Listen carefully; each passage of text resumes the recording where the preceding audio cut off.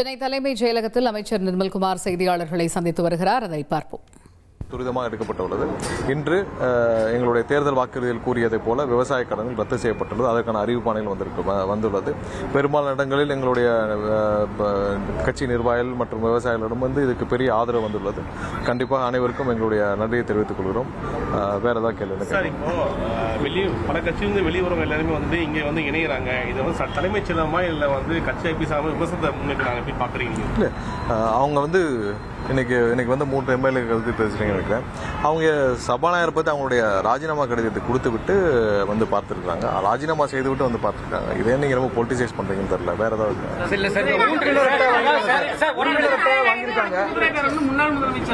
இல்ல, இது சம்பந்தம் விவசாய இந்த பயிர்க்கடன் ரத்து சம்பந்தம் வேற ஏதாவது கேள்வி இருக்கா? அதான் மொத்தம்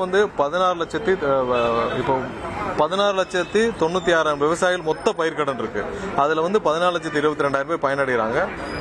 80% மேல இருக்கு. இப்ப சதவீதம் பார்க்கல, பட் 14,22,000 பேர் பயனடையும் வகையில் இன்னைக்கு இந்த அறிவிப்புகள் வந்திருக்கு. இதுல மொத்த வாங்கின பயிர்க்கடன் 16,96,000.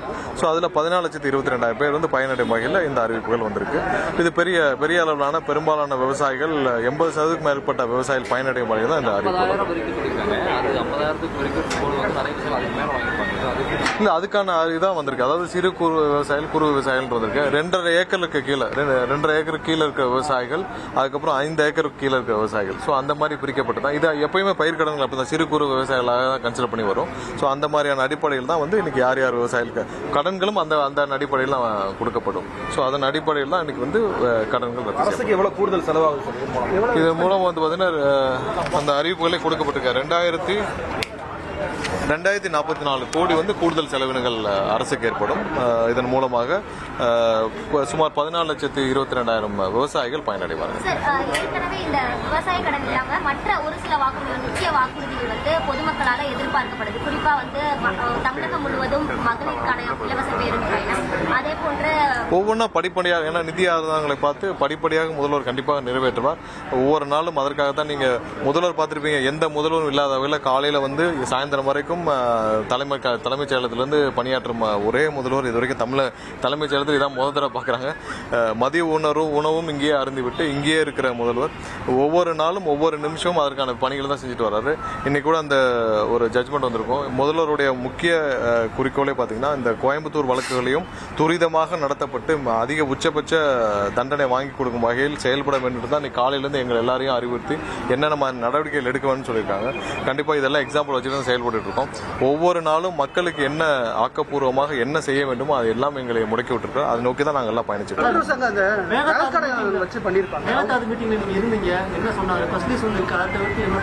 இல்ல, மேகதாது விஷயத்தில் அரசு ரொம்ப தெளிவா இருக்கிறோம். கண்டிப்பாக அந்த அணை கட்டுவதற்கான எந்த நடவடிக்கை எடுத்தாலும் அதற்கு கடுமையான எதிர்ப்புகளை தெரிவிப்போம். சட்டப்பூர்வமான நடவடிக்கைகள் அனைத்துக்கும் முன்னெடுக்க சொல்லியிருக்காங்க. என்னென்ன வழிகளில் இதை சட்டப்பூர்வமாக நம்ம தடுக்க முடியுமோ அந்தந்த வகையில் தடுக்கணும்னு சொல்லியிருக்காங்க. ஏன்னா கர்நாடகாவில் இது தேவையில்லாமல் ஒரு இன்டர்ஸ்டேட் இஷ்யூவை இவங்க உச்சநீதிமன்றம் சொன்னது என்னன்னா அவங்க டீடைல்டு ப்ராஜெக்ட் பிளான் தான் கொடுக்கணும்னு சொல்லிட்டாங்க. ஸோ அது இல்லாமல் இவங்க தேவையில்லாமல் இதை இப்போ இதை அந்த இடத்துல பூமி பூஜை செய்வோம்னு சொல்லிட்டாங்க. முதல்வர் கண்டிப்பாக இது சம்பந்தமாக சட்டப்பூர்வமான கடுமையான நடவடிக்கை எடுக்க அனைவரும் அறிவித்திருக்கிறார். அடுத்த சில நாட்கள் அதுக்கான நடவடிக்கைகள் எடுக்கப்படும். கண்டிப்பாக இது எந்த அளவிலும் மேகதாதுவில் அணை கட்டுவதற்கு 1% கூட இடம் கொடுக்காத அளவில் அதுக்கான அனைத்து சட்டப்பூர்வ நடவடிக்கைகளும் எடுக்கப்படும்.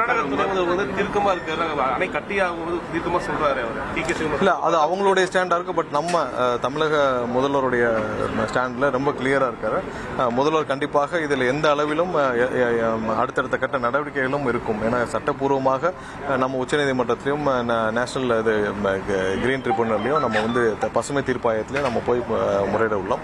ஒவ்வொரு இடத்துலையும் என்னென்ன மாதிரியான வழிகாட்டுதலையும் முதல்வர் ஆல்ரெடி காலையில் கொடுத்துருக்காரு. அதன் அடிப்படையில் நாங்கள் நடவடிக்கை இல்ல, அது ஏற்கனவே சொல்லியாச்சு. நீங்க கடந்த ஒவ்வொரு நாட்களையும் பார்த்துப்பீங்க. அதுக்கான இது மின் தட்டு எங்கெங்கெல்லாம் அந்த ரிப்பேர்னால இஷ்யூ இருக்கோ அதெல்லாம் சார்ட் அவுட் ஆகிட்டே தான் வந்துட்டு இருக்கு. ஒவ்வொரு நாளும் நீங்க அதுக்கான சேஞ்ச் பார்த்துட்டே தான் இருக்கீங்க. தினமும் அதற்காக தான் எல்லாரும் பணியாற்றிட்டு இருக்கோம். வெகு விரைவில் ஏன்னா நிறைய இடத்துல ப்ராப்ளம் லெகசி இஷ்யூ, அது இல்லாமல் ஒரு சில இடத்துல தேவையில்லாமல் வாண்டடா செய்யற மாதிரியான நிகழ்வும் பார்க்குறோம். அதுல போலீஸ் கம்ப்ளைண்ட்ஸ் அங்கங்க எங்கெங்கெல்லாம் ஐடென்டிஃபை பண்றோம் அதெல்லாம் போலீஸ் கம்ப்ளைண்ட் கொடுக்க சொல்லியிருக்கோம். இன்னைக்கு ஒரு சில இடத்துல கொடுத்துருக்காங்க. அதோடைய யாருன்ற நபர்கள் ஐடென்டிஃபை பண்ணா கண்டிப்பா வெளியிடுவோம். அறிவிப்பு முன்னாடி முன்னாடியே, இந்த முன்கூட்டி அறிவிப்பு வர முன்னாடியே பவர் கட் நிறைய இடத்துல இருக்குன்னு சென்னையில பல இடங்கள்ல பப்ளிக் கம்ப்ளைண்ட் பண்றாங்க. இல்லை, பவர் கட் வந்து உங்களுக்கு வர்றதுக்கான ரீசன்ஸ் வந்து ஆல்ரெடி சொல்லியிருக்காங்க. ஏன்னா அதிகமான இதில் ஜம்பர் இஷ்யூ, ஃபியூஸ் ஆஃப், இந்த மாதிரி நிறைய இஷ்யூ சொல்லியிருக்காங்க. இது ஏன் ஏற்படும் தான் பார்க்குறோம். நிறைய இடத்துல லோடு வந்து அதிகமான லோடு சப்ளை ஆகுது. ஏன் சப்ளை ஆகுதுன்ற பார்ப்போம். ஒரு சில பேர் தவறு செய்திருந்தால் அவர்கள் மீது அவரை டிரான்ஸ்ஃபர் பண்ணியிருக்கோம், இது பண்ணியிருக்கோம், நடவடிக்கை எடுக்கப்பட்டிருக்கு. வேறு சில காரணங்களில் இந்த மாதிரி அங்கங்கே பழுதடைஞ்சால் அதை பழுதடைவதை சரி செய்ய 7 டீம் வந்து மொபைல் டீம் போட்டிருக்கோம். அந்த மொபைல் டீம் வந்து நீங்கள் 5 நாட்களுக்கு முன்னாடி டிலே ஆச்சு, 3 மணி நேரம் 4 மணி நேரம் ஆன விஷயங்கள்லாம் உடனே சரி செய்வதற்கான பணிகளை அந்த மொபைல் டீம் செஞ்சுட்டு இருக்காங்க.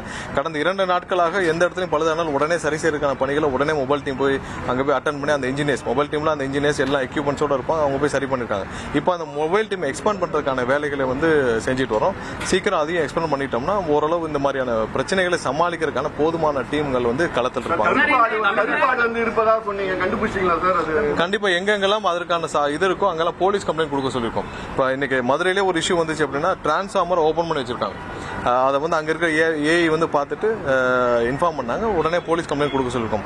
எங்கெங்கெல்லாம் தேவையில்லாமல் இந்த மாதிரி மின் தடைகள் ஏற்படுத்த ஒரு சில நபர்கள் முயல்கிறார்களோ அவங்க அந்த மாதிரி இதெல்லாம் சந்தேகம் இருக்கும் பட்சத்தில் போலீஸ் கம்ப்ளைண்ட் கொடுக்க சொல்லி அறிவுறுத்தப்பட்டுள்ளது. அவங்க வந்து 1 ஏக்கர் வச்சிருந்தா தான் இவ்வளவு அமௌண்ட் அப்படிங்கிற அளவுக்கு இல்ல 2.5 ஏக்கருக்கு கீழே இருக்க 2.5 ஏக்கர் கீழே இருக்கிற பயிர்க்கடன்கள் அவ்வளவுதான். 2.5 ஏக்கர் கீழே பயிர்க்கடன்கள் வாங்கியிருந்தோம். 5 ஏக்கர் கீழே, அதாவது சிறு குறு விவசாயிகள் பயிர்க்கடன்களுக்கான தள்ளுபடி தான் இப்போ அறிவிக்கப்பட்டுள்ளது. ஸோ அதன் மூலமா இப்போ நீங்க தமிழ்நாட்டில் மொத்தம் பார்த்தீங்கன்னா 14,96,000 பேர் பயிர்க்கடன் வாங்கியிருக்காங்க. அதில் 14,22,000 விவசாயிகளுடைய பயிர்க்கடன்கள் ரத்து செய்யப்பட்டிருக்கு. அதாவது 80% அளவுக்கான விவசாயிகளுடைய பயிர்க்கடன்கள் மொத்தமாக ரத்து செய்யப்பட்டுள்ளது. இது செய்தியாளர்கள் எழுப்பி வரும் பல்வேறு கேள்விகளுக்கு அமைச்சர் நிர்மல்குமார் பதிலளித்து வரக்கூடிய காட்சிகளை பார்த்தோம். இனி செல்லும் இடமெல்லாம் செய்தி. தந்தி டிவியின் வாட்ஸ்அப் சேனலை ஃபாலோ பண்ணினா செல்ல இருக்கும் இடமெல்லாம் செய்தி. இதோ QR கோட், இப்பவே ஸ்கேன் பண்ணுங்க, ஃபாலோ பண்ணுங்க.